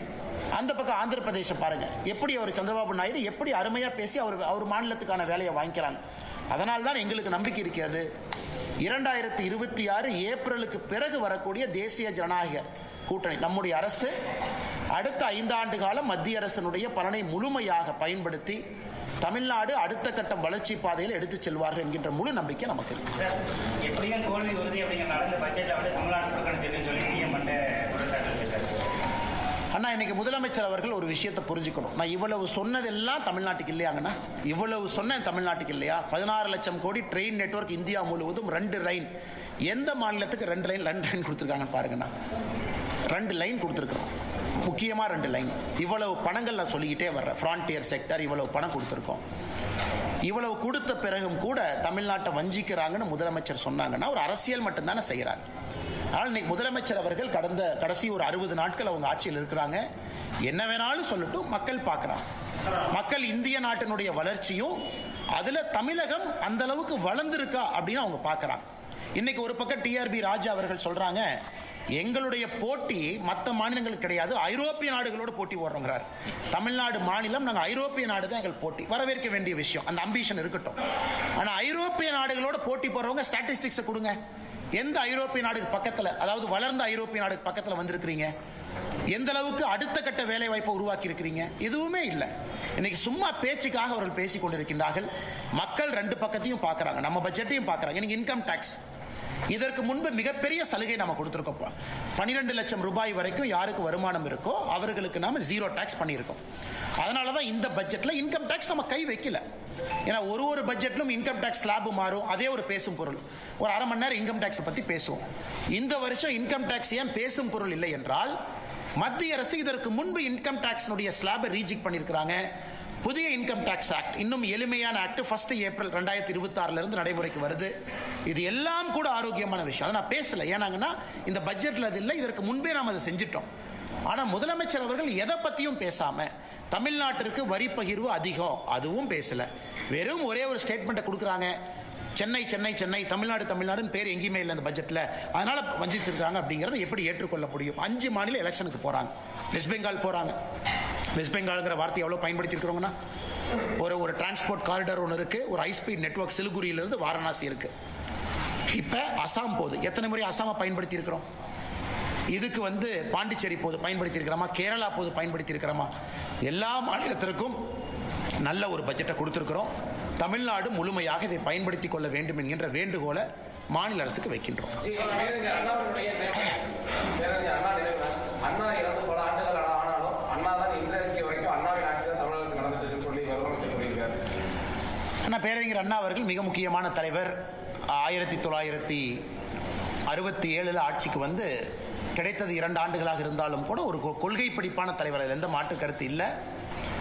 அவர் திராவிட கழகத்திலிருந்து டிஎம்கே எவ்வளோ பேலன்ஸ் பண்ணி போனார். ஒரு கடவுள் மறுப்பு கொள்கையிலிருந்து ஒன்றே குலம் ஒருவனே தேவன் என்கின்ற அடிப்படையில் எல்லோரையும் அரவணைத்து போன ஒரு மனிதர். ஆனால் இன்னைக்கு அண்ணாவுடைய ஆட்சிக்கும் டிஎம்கே ஆட்சிக்கு என்னங்க அண்ணா சம்பந்தம் தெரியாமல் நான் கேட்குறேன். அண்ணாவுடைய குடும்பம் எங்கே இருக்கிறாங்க யாருக்குமே தெரியாது. அண்ணாவுடைய பேர குழந்தைகள் எங்கே இருக்கிறாங்க யாருக்குமே தெரியாது. இன்னைக்கு அதே அண்ணா ஆட்சியை நாங்கள் பின்பற்றோம்னா இது எப்படி இருக்குனாங்கன்னா, அந்த மாடு மேலே காக்கா வந்து உட்காரும், நல்ல பசுமாட்டு மேலே காக்கா உட்காரும். இந்த பசுமாட்டு மேலே இருக்கக்கூடிய உனி எல்லாம் அந்த காக்கா கொத்தி கொத்தி சாப்பிடும். அந்த மாதிரி அண்ணா என்கின்ற நல்ல பசுமாடு மேலே உட்கார்ந்து இருக்கக்கூடிய காக்காவாகத்தான் இன்னைக்கு டிஎம்கேவுடைய ஆட்சி இருக்கு. மக்களை பிடுங்கி சாப்பிடக்கூடிய ஆட்சியாக. அண்ணாவுடைய குடும்பம் எந்த அரசியல் பக்கமே வரல. இவருடைய தந்தையார், அதன் பிறகு இவருடைய மகன், இன்னைக்கு இவருடைய பேரை எல்லாமே வந்துட்டு அண்ணாவுடைய வழியை நாங்கள் பின்பற்றோம்னு சொன்னால் எப்படி ஏற்றுக்க முடியும்? யார் ஏற்றுக்குவாங்க? அண்ணா இதில் கரப்ஷன் இருந்துச்சு 65லேருந்து 67 இல்லை, இன்னைக்கு கரப்ஷன் இருக்கு. அண்ணா அவர்கள் காலத்தில் இவ்வளவு மக்கள் ஒரு சித்தாந்தத்தையே வெறுக்கக்கூடிய அளவில் இன்னைக்கு எப்படி ஆச்சுனாங்கன்னா, டிஎம்கே மேல இருக்கக்கூடிய வெறுப்பு திராவிட சித்தாந்த வெறுப்பாக மாறி இருக்கிறது. நல்ல அரசியலை கூர்ந்து கவனிச்சு அப்படின்னா, எனக்கு திராவிட முன்னேற்ற கழக ஆட்சியின் மீது இருக்கக்கூடிய வெறுப்பு திராவிட சித்தாந்தத்தின் மீது இருக்கக்கூடிய வெறுப்பாக இது மாறி இருக்கிறது. அதெல்லாம் இந்த எலெக்ஷன்ல தெரியுங்கன்னா, ஓட்டில் நீங்க பார்க்கும்போது தெரியும். எந்த சம்பந்தம் இல்லை, சும்மா பிறந்த நாள் அன்னைக்கு உங்க அண்ணாவை நினைச்சுக்கலாம், பேரறிஞர் அண்ணாவுக்கு மாலை போடலாம், ஒரு 4 நல்ல விஷயத்த சொல்லலாம். ஒரு டிஎம்கே மினிஸ்டரை கூப்பிட்டு ரூமை சாத்திட்டு கையில் ஒரு பேப்பரை கொடுத்து அண்ணாவை பற்றி 10 லைன் எழுதுனா யாருக்கு எழுத தெரியாது.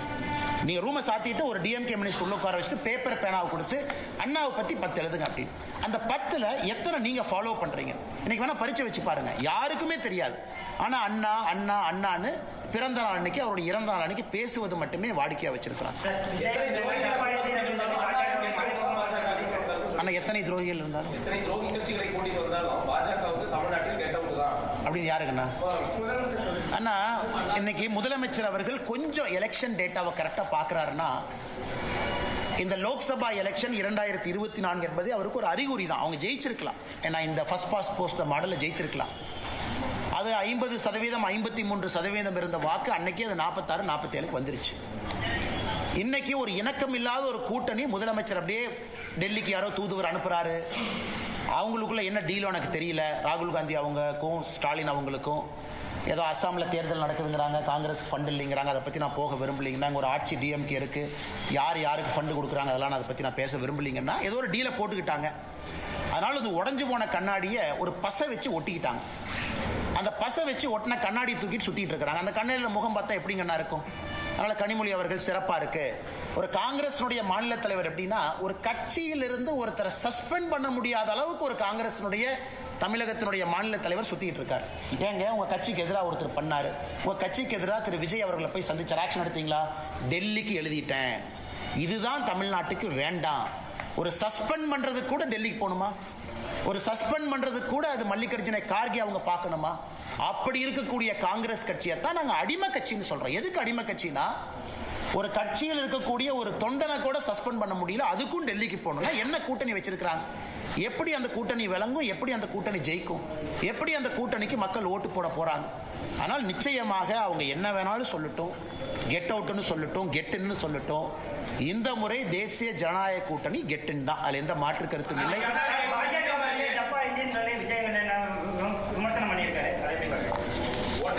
அண்ணா நான் பெரும்பாலும் அப்படி யார் சொன்னாங்கன்னா, ஓகே அண்ணா, நான் விஜய் அவர்களை பொறுத்தவரை நான் என்னோட கமெண்ட் எப்பவுமே மாறலிங்கன்னா, அரசியலுக்கு வந்திருக்கிறாரு, வரவேற்கிறோம், மக்கள் முன்னாடி இருக்கட்டும், அவர் எல்லாம் பேசட்டும், இவிஎம் மிஷின் பதில் சொல்லும். ஆனா விஜய் அவர்கிட்ட இன்ஜின் இருக்கான்னு எனக்கு தெரியலையே. அட்லீஸ்ட் எங்ககிட்ட இன்ஜின் இருக்கு, டபுள் இன்ஜின் இருக்கு. விஜய் அவங்க இன்ஜினையே நம்ம பார்க்கலையே. அது இன்ஜின் இருக்கா, இல்ல கார்பரேட்டர் இருக்கா, அந்த இன்ஜினை ஸ்டார்ட் பண்ற ஆள் இருக்கா, அந்த இன்ஜின் ஒரு சேசியில மாட்டுவாங்களான்னு. வண்டி இல்ல, சேசி இல்ல, இன்ஜின் இல்ல, அதுக்குள்ள போடுற பெட்ரோல் இல்ல, டீசல் இல்ல. ஆனால் இன்னைக்கு விஜய் அவர்கள் தமிழ்நாட்டில் ஒரு அரசியல் கட்சி இன்ஜினை பத்தி பேசக்கூடாதுன்னா அது திரு விஜய் அவர்கள் இன்ஜினை பத்தி பேசக்கூடாது. ஒருவேளை 234 தொகுதியில கேண்டிடேட் போடுறாரு, ஒத்துக்கிற இன்ஜின் இருக்கு.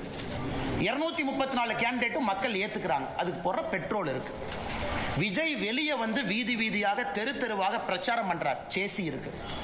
மக்கள் ஓட்டு போட்டு ஒரு நல்ல சதவீதம் வர்றாரு, அந்த வண்டி ஓடுது. இன்ஜினே இல்ல, சேசி இல்ல, பெட்ரோல் இல்ல, டீசல் இல்ல, அவங்கெல்லாம் இன்னைக்கு பாரதிய ஜனதா கட்சியை பார்த்து டப்பா இன்ஜின் இந்த இன்ஜின்ங்கிறாங்க. அடுத்து திரு ஸ்டாலின் அவர்கள் சொன்னது எனக்கு டிஎம்கே எப்படின்னாங்கன்னா, ஐயா அந்த எல்லாம் ஓடி போயிட்டாங்கன்னா அந்த ஸ்கூல் ஹாஸ்டல்ல காலேஜ் ஹாஸ்டல்ல பாத்ரூம்ல போய் சில பேர் கிறுக்குவாங்க. அந்த கறிக்கட்டை எடுத்துட்டு போய் பாத்ரூம்ல கிறுக்குவாங்க. நம்மள அந்த பப்ளிக் பாத்ரூம் போனா கறிக்கட்டையில கிறுக்குவாங்க. இன்னைக்கு அந்த மாதிரி கிறுக்கக்கூடிய கட்சியாக திமுக மாறி இருக்கு. போஸ்டர் ஒட்டுறானுங்க, ஏமா ஒட்டுறானே தெரியாது. இந்த பாத்ரூம்ல கிறுக்கிறவன் அசிங்கமா இந்த காலையில் 2 மணிக்கு போய் இந்த பொது கழிப்படத்துல முகத்தை மூடிட்டு போய் கறிக்கட்டையில் எழுதிட்டு வருவான். இன்னைக்கு திமுக கார டப்பா இன்ஜின் ஒட்டுறானா காலையில முகத்தை மூடிட்டு போய் ஒட்டிட்டு வர்றான். ஏன்னா உனக்கே தெரியும் நீ ஒட்டுறதே ஒரு நான்சென்ஸ். தமிழ்நாடு மக்கள் அதை ஏத்துக்க மாட்டாங்கன்னு தெரியும். அதனால இவங்க சும்மா போய் போஸ்ட் ஒட்டுட்டோம். நேற்று பார்த்தேன் சென்னையில் இந்த பட்ஜெட்ல தமிழ்நாட்டுக்கு அல்வா கொடுத்துட்டாங்கன்னு. ஒரு அல்வா வாங்கி கொடுத்தது எப்படி இருந்துச்சுன்னா, டிஎம்கே ஆட்சி 5 வருஷம் முடிஞ்சு தமிழ்நாட்டு மக்களுக்கு அல்வா கொடுத்ததாகத்தான் நான் பார்த்தேன். சென்னை முழுவதுமே ஒரு கையில் ஒரு போஸ்டரை வச்சுக்கிட்டு அல்வாவை கொண்டே வீடு வீடாக கொடுத்துக்கிட்டு இருந்தாங்க. அதனால முதலமைச்சர் அவர்கள் கஷ்டப்பட்டாரு, அப்படி இப்படின்னு பண்ணார். ஆனா ஒண்ணுமே கிரவுண்ட் லெவல்ல ரிஃப்ளெக்ட் ஆகல. சட்டம் ஒழுங்கு தரிகட்டு போயிருக்கு. இதெல்லாம் இன்னும் ஒரு 50-60 நாள் தானா நீங்களும் பார்க்க போறீங்க, நாங்களும் பார்க்க போறோம். தமிழ்நாட்டில் அமைந்தது பாஜக தலைமையிலான கூட்டணி தான் அப்படின்னு சொல்லிட்டு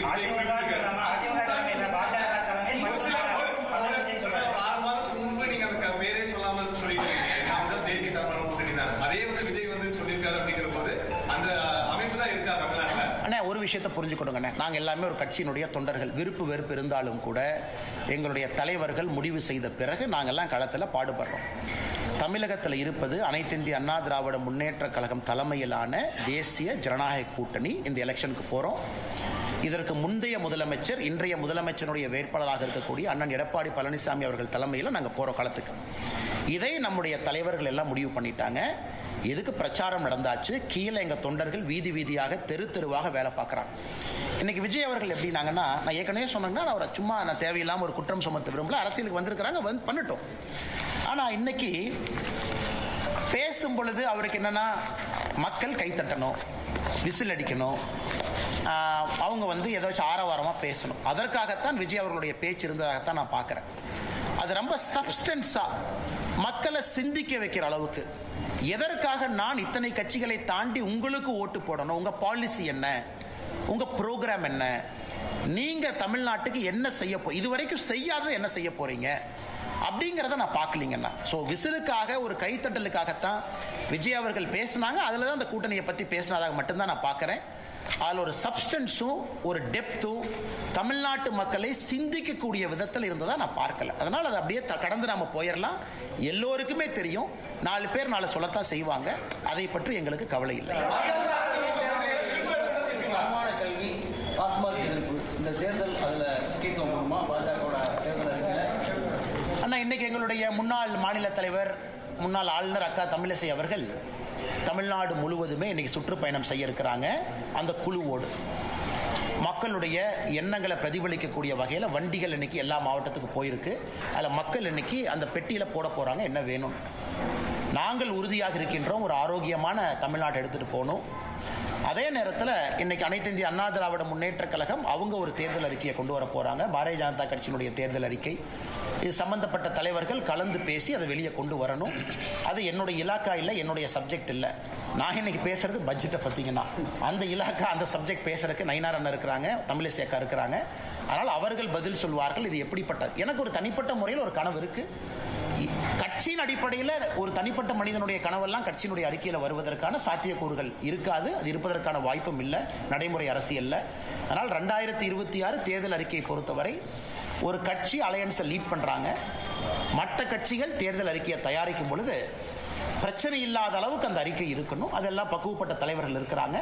அதை அவர்கள் முறையாக கொண்டு வருவாங்க.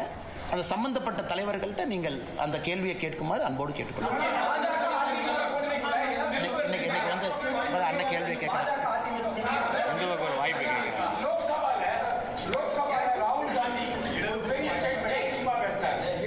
நரேந்திர மோடி ஒரு பிஎம், அவர் எஸ்கேப் ஆயிட்டாரு, அமித்ஷா எஸ்கேப் ஆயிட்டாரா, சைனா பத்தி எழுதாத புஸ்தகம் பத்தி ஒரு ஸ்டேட்மெண்ட் கொடுத்தாரா? ஆனா நேற்று நம்முடைய மாண்புமிகு எதிர்க்கட்சி தலைவர் ஐயா ராகுல் காந்தி அவர்கள் பாராளுமன்றத்தில் ஒரு சர்ச்சைக்குரிய பேச்சிருக்கிறாங்க.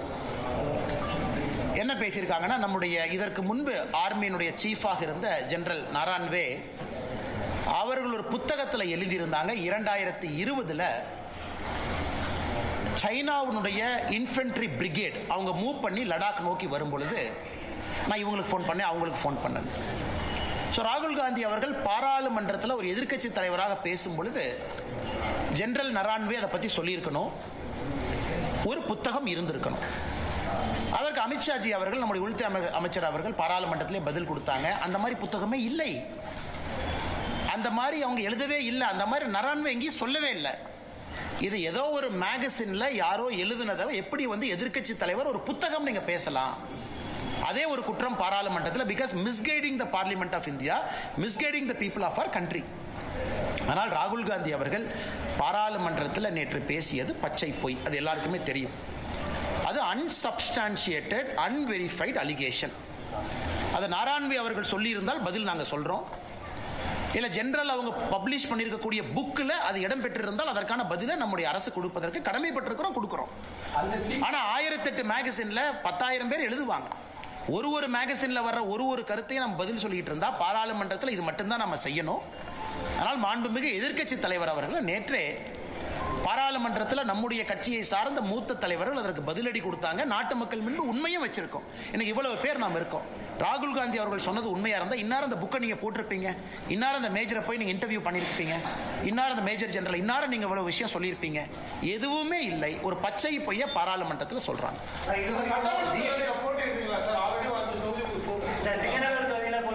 நான் நம்முடைய கட்சி தலைவர்கள் நயினார் அண்ணா அவர்களுக்கு நான் வேண்டுகோள் விடுத்திருக்கின்றேன். இந்த நேரத்தில் கொஞ்சம் என் தந்தையாருடைய உடல்நிலை, அவரை பார்த்துக்கணும். அதனால தான் அதிகமாக இன்னைக்கு கோயம்புத்தூர் பகுதியில் இருக்கேன்.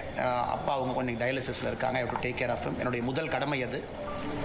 அதனால் இன்றைக்கி அந்த அடிப்படை வேலைகள் என்னால் செய்வதற்கான சாத்தியக்கூறுகள் இல்லை. என்னால் அதிகமாக ட்ராவல் பண்ண முடியாதுங்கிற வேண்டுகோளை வச்சிருக்கிறேன். கட்சியும் அதை ஏற்றுக்கிட்டு வேறு பொறுப்பாளர்களை ரீஅலோகேட் பண்ணுவாங்க. அதே நேரத்தில் பாரதிய ஜனதா கட்சி அடுத்த பிரச்சாரம் வேறு என்ன சொல்கிறாங்களோ அதற்கு நான் தயாராக இருக்கின்றேன், என்ன செய்யணும் அப்படின்னு. அது நயினார் நாகேந்திரன் அவர்கள் நம்ம கட்சியினுடைய மூத்த தலைவர்களுக்கும் எனக்கும் இருக்கக்கூடிய ஒரு கருத்து, உள்ளுக்குள்ள நாங்கள் பேசிக்கிறோம். அதனால் கட்சிக்கு என்ன வேலை செய்யணும், கூட்டணிக்கு என்ன வேலை செய்யணும், நிற்கக்கூடிய பாரதிய ஜனதா கட்சியினுடைய வேட்பாளர்களுக்கு என்ன வேலை செய்யணும், நம்முடைய கூட்டணி கட்சி அனைத்து இந்திய அண்ணா திராவிட முன்னேற்ற கழகம் உட்பட எல்லா கட்சிகளுக்கும் என்ன வேலை செய்யணும்னு கட்சி சொல்லுதோ அந்த வேலையை செய்வோம். இப்போதைக்கு அதிகமாக டிராவல் பண்ண முடியாத சூழ்நிலை எனக்கு இருக்கு. அதனால் அதையும் கட்சி புரிஞ்சுக்கிட்டாங்க. சம்பந்தப்பட்ட நேரத்தில் என்ன வேலை, தேர்தல் நிற்பதா இல்லையா, இதெல்லாம் செய்யணுமான்னு கட்சி சொல்லட்டுங்கன்னா அதுக்கப்புறம் நான் பேசுறேன். சிங்காநல்லூர் தொகுதிக்கு வேறு ஒரு பொறுப்பாளரை இந்த கட்சியிலிருந்து நியமனம் பண்ணுவாங்கன்னா, வேறு ஒரு தலைவர் பண்ணுவாங்க. தமிழ்நாட்டினுடைய 6 இதுக்கும் பண்ணுவாங்க. ஆனா அதற்கான காலமும் சூழ்நிலையும் இன்னும் நிறைய இருக்கு. இன்னும் ஒரு 30-40 நாட்கள் இருக்கு. கட்சி என்ன சொல்லுது அப்படின்னு தெரிஞ்சுக்கிட்ட பிறகு உங்ககிட்ட நான் பேசுறேங்க. அண்ணா 2024 பாராளுமன்றத்தில் இங்க நான் நின்றுருக்கேன். அப்ப கோவை மக்களுக்கு பதில் சொல்ல நான் கடமைப்பட்டிருக்கிறேன். மக்கள் வீட்டுக்கு ஒரு பெட்டிஷனோடு வந்தால் இங்கே நான் அவைலபிளாக இருக்கணும். அவங்க இல்லை நீங்கள் அங்கே வாங்க இங்கே வாங்கன்னு சொல்லக்கூடாது. அதற்கு ஒரு வீடு இருக்கணும். 2010 என்னுடைய மாமனாருடைய வீடு இங்கிருந்து அடுத்த தெருவில் இருக்குது, அங்கே தங்கிட்டு இருக்கேன். இன்னைக்கு நான் சொந்தமாக ஒரு வாடகை வீட்டில் தங்குறேன். மக்கள் பார்ப்பதற்கு ஒரு இடம் வேண்டும். அதனால் விலாசம் அது எங்கே இருக்கிறேன், சென்னையில் இருக்கேன், சென்னையும் போயிட்டு இருக்கேன், கட்சியினுடைய பணி. இன்னைக்கு அதிகமாக இந்த பகுதியில் இருக்கேன், காரணம் தந்தையாருடைய உடல்நிலை காரணமாக. அதனால் தேர்தலில் அடுத்து என்ன பண்ணுவீங்க, எங்கே நிற்பீங்க, இதை பண்ணுவீங்களா, அதை பண்ணுவீங்களா, டெல்லி போவீங்களா, இதை பண்ணுவீங்களா, எதுவுமே எனக்கு தெரியாது. கட்சி என்ன சொல்லுதோ அந்த நேரத்தில் உங்கள்கிட்ட நான் பேசுகிறேன்.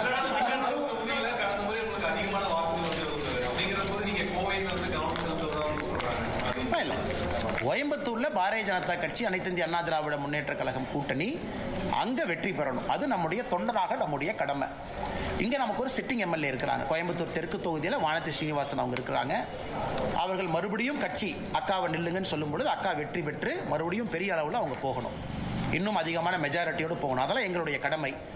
அதே நேரத்தில் பாராளுமன்ற தேர்தல், இதற்கு முன்பு வேறு காலகட்டத்தில் பாரதிய ஜனதா கட்சியினுடைய வளர்ச்சி, இதெல்லாமே அனைத்து இந்திய அண்ணா திராவிட முன்னேற்ற கழகத்தினுடைய சட்டமன்ற உறுப்பினர்கள் நிறைய இருக்கிறாங்க. அதனால் இந்த பகுதி முழுவதுமே தேசிய ஜனநாயக கூட்டணி வெற்றி பெற வேண்டும். அதான் எங்களுடைய அடிப்படை நோக்கம். இல்லை இண்டிவிஜுவல் அம்பிஷன், தனிப்பட்ட ஒரு எண்ணம் அப்படிங்கிறது இங்கே கிடையாது. 2026 பொறுத்த வரைக்கும் அது தெளிவாக இருக்கு. யார் முதலமைச்சர் ஆகணும் தெளிவாக இருக்கு. கட்சி யாருக்காக வேலை பார்க்குது தெளிவாக இருக்கு. அகில இந்திய தலைவர்கள் என்ன சொல்லியிருக்கிறாங்க அதுவும் தெளிவாக இருக்கு. அதற்காக நாங்கள் எல்லோரும் வேலை பார்க்குறோம். ஆனால் சாரி, ஆனால் கட்சி தொண்டர்களை பொறுத்தவரை அண்ணாமலையும் ஒரு தொண்டன் தான். கட்சி தொண்டர்களோடு இணைந்து பணிபுரியணும். அதனால் என்ன கட்சி சொல்லுதோ கேட்பதற்கு நாம் கடமைப்பட்டிருக்கிறோம். அதனால் இன்னும் ஒரு மாதம் சரியான நேரத்தில் உங்கள்கிட்ட பேசுகிறேங்க. மகாராஷ்டிரால எங்கெங்க நீங்க கேம்பெயின் பண்ணீங்களோ அங்க ஜெயிச்சிருக்கு. அந்த ரஸ்மலையும் கேவலப்படுத்தினாங்க. அது பத்தி நான் பேசுபவர்கள் பேசுவாங்கன்னா அரசியலை பொறுத்த வரைக்கும் நான் சில இடத்துல பதில் சொல்வதை விட மௌனம் காட்பது சரி அப்படிங்கிற முடிவுக்கு வந்துட்டேன். குறிப்பாக அந்த மகாராஷ்டிராவுக்கு முன்பே இருந்து பேசுகிறவங்க பேசத்தான் செய்வாங்க. அதனால் நம்ம திரும்ப நான் இப்போ கூட ஐஐடி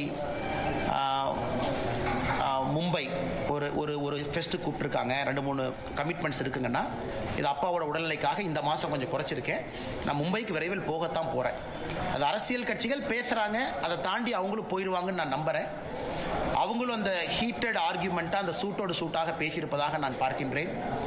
ஒரு அரசியல் கட்சியில் இருக்கிறவங்க அடிப்படை வெறுப்பில் ஒரு கட்சி நடத்த முடியாதுங்கண்ணா. மேடையில் மைக்கில் பேசியிருந்தாலும் கூட ஒரு அடிப்படை வெறுப்பு உணர்வில் நான் சவுத் இந்தியாவை மதிக்க மாட்டேன், நான் தமிழ்நாட்டை மதிக்க மாட்டேன், நான் வேட்டி கட்டவங்களை மதிக்க மாட்டேன்னு ஒரு அரசியல் கட்சியில் ஒரு தலைவர் பேசக்கூடாது. பேசினா தவறு. அதனால் அதை ஹீட்டட் ஆர்கியூமெண்ட்டாக ஒரு மேடை பேச்சாக மட்டும் பார்த்துவிட்டு அவர்களும் அதை கடந்து சென்றிருப்பார்கள் என்று நான் நம்புகின்றேன். ரொம்ப ஆச்சரியமா இருக்கு எனக்கு. ஏன்னா நியூஸ் 24/7 நியூஸ் தமிழ் 24/7 ரிப்போர்ட்டர் திரு கதிரவன் அவர்கள், பேர் சரியாக தான் சொல்கிறேன், கதிரவன் அவர்கள் அவங்கள மிரட்டி கிட்னாப் பண்ணி கூட்டிகிட்டு போய் 3 மணி நேரம் 4 மணி நேரம் ஆகி அடித்து வெளியே வர்றாங்க. ஆனால் கரூர் காவல்துறையினுடைய கண்காணிப்பாளர் அவர்கள் ஒரு பத்திரிகை அறிக்கை கொடுக்குறாங்க. அது வேற ஏதோ மாநிலம் மாதிரி இருக்கு. படித்தா எதுவுமே நடக்கலை. அதாவது அவர் அந்த அறிக்கையை படித்தா எப்படி இருந்ததுன்னா, ரிப்போர்ட்டரே கல் எடுத்து தலையில் அடிச்சுக்கிட்டு அவரே போய் மண்ணில் படுத்து உருண்டு அவரே போய் ஹாஸ்பிட்டலில் படுத்து எந்திரிச்சு அவரே வர்றதுக்கான ரிப்போர்ட்டர் பைத்தியமா. அதனால் அந்த காவல்துறையினுடைய அறிக்கையை பார்க்கும் பொழுது எப்படி ஒரு காவல்துறை கண்காணிப்பாளர் இப்படிப்பட்ட அறிக்கையை கொடுக்க முடியும்? அன்னைக்கு சம்பவம் நடந்ததிலிருந்து தமிழ்நாட்டினுடைய எல்லா மீடியாவும் கண்கொத்தி பாம்பா அந்த ஏரியாவில் இருக்கிறீங்க. ரியல் டைம் கவர் பண்றீங்க, பல ஆடியோவை ரிலீஸ் பண்றீங்க, குவாரிக்கு போறீங்க, ஹாஸ்பிட்டல்ல இருக்கீங்க. இவ்வளவு நடந்தும் கூட ஒரு காவல்துறை கண்காணிப்பாளர் எதுவுமே நடக்காத அளவுக்கு எதுவுமே நடக்கல, பச்சை பொய்னு. பச்சை பொய்யா இருந்தா எங்க மேல கேஸ் போடுங்க ஐயா. நாங்களாம் பேசணும்ல, ஆதரவா பேசணும்ல, எங்க மேல கேஸ் போடுங்க, கோர்ட்டுக்கெல்லாம் டாக்குமெண்ட் கொண்டு வாங்க பார்க்கலாம். அதனால் இன்னைக்கும் திராவிட முன்னேற்ற கழகத்தை பொறுத்தவரை ஒரு எம்எல்ஏவை காப்பாற்றணும். அந்த எம்எல்ஏ தொடர்ந்து சர்ச்சையில், ஒரு சர்ச்சையிலிருந்து ஒரு சர்ச்சை, அதிலிருந்து அடுத்தது கல்குவாரி யார் பேர்ல இருக்கு, அதை யார் டாமினேட் பண்றாங்க எல்லாத்துக்குமே தெரியும். தமிழ்நாடு முழுவதும் இல்லீகல் மைனிங்கை பத்தி தெரியும். அதனால் எல்லாத்தையுமே இன்னைக்கு ஒரு முழு பூசணிக்காயை மறைச்சி வச்சுக்கிட்டு காவல்துறை அறிக்கையின் மீது அறிக்கை கொடுப்பது வேடிக்கையா இருக்கு. ஆனா எல்லா நண்பர்களுக்கும் நன்றிங்கண்ணா. அப்படின்னா செய்தித்துறை அமைச்சர் அந்த துறையில் இருப்பதற்கே லாயக்கில்லை நாம சொல்லணும். ஆனா நீங்க அமைச்சரா இருக்கிறதே தெரியலன்னா கிளம்புங்கன்னு சொல்லணும். ஒரு செய்தித்துறை அமைச்சர் இவ்வளவு மீடியால வருது, அவங்ககிட்ட ஒரு மானிட்டரிங் கமிட்டி இருக்கும். எல்லா செய்தித்துறை அமைச்சர் ஆஃபீஸில் உங்கள் டிவி எல்லாம் பார்க்குறக்கு ஆள் இருப்பாங்க. அண்ணா ஃப்ளாஷ் நியூஸ் போடுறாங்கன்னு அமைச்சர்கிட்ட சொல்லுவாங்க. அவர் சம்மந்தப்பட்ட இலாக்காவுக்கு ஃபோன் பண்ணி அண்ணா என்ன உண்மைன்னு கேட்டுக்க வேண்டிய பொறுப்பு இருக்கு. இவ்வளவு நடந்தும் கூட ஒரு செய்தித்துறை அமைச்சர் என்ன நடக்குதுன்னே தெரியலனா அந்த செய்தித்துறை அமைச்சர் அந்த பொறுப்புக்கு இருக்கக்கூடிய தகுதியான நபரான்னு நான் கேட்குறேன். அது உங்கள் கடமை.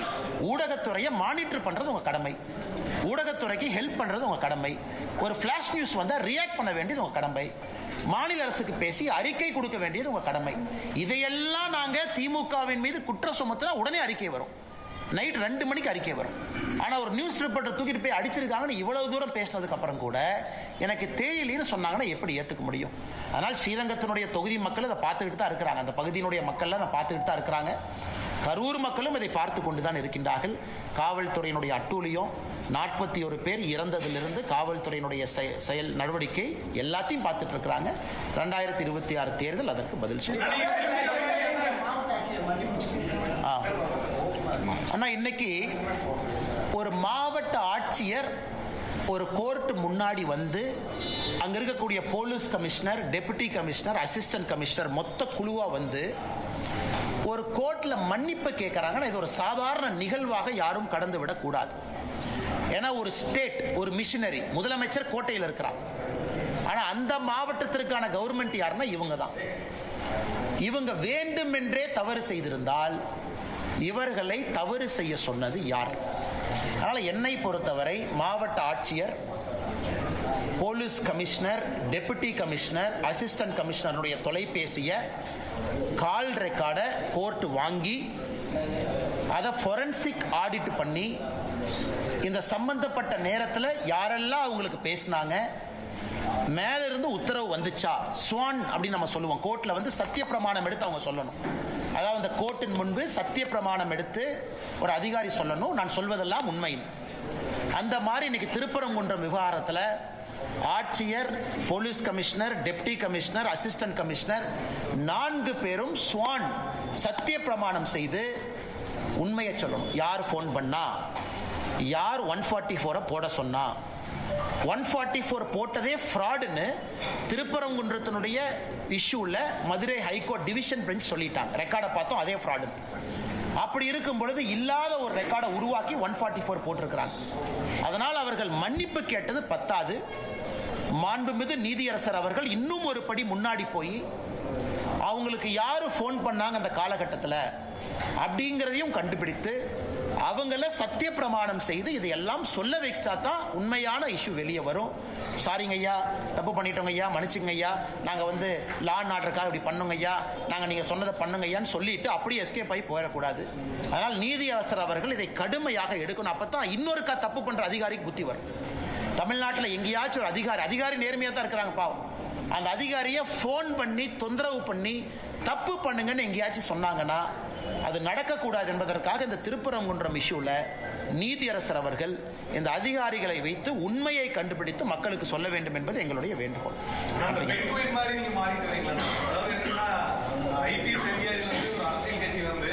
அரசியல் கட்சியில வந்து அதிகபட்சமே வந்து மக்கள் முன்னாடி போட்டிட்டு வெற்றி பெற்று மக்களுக்கு சேவை செய்யறதா.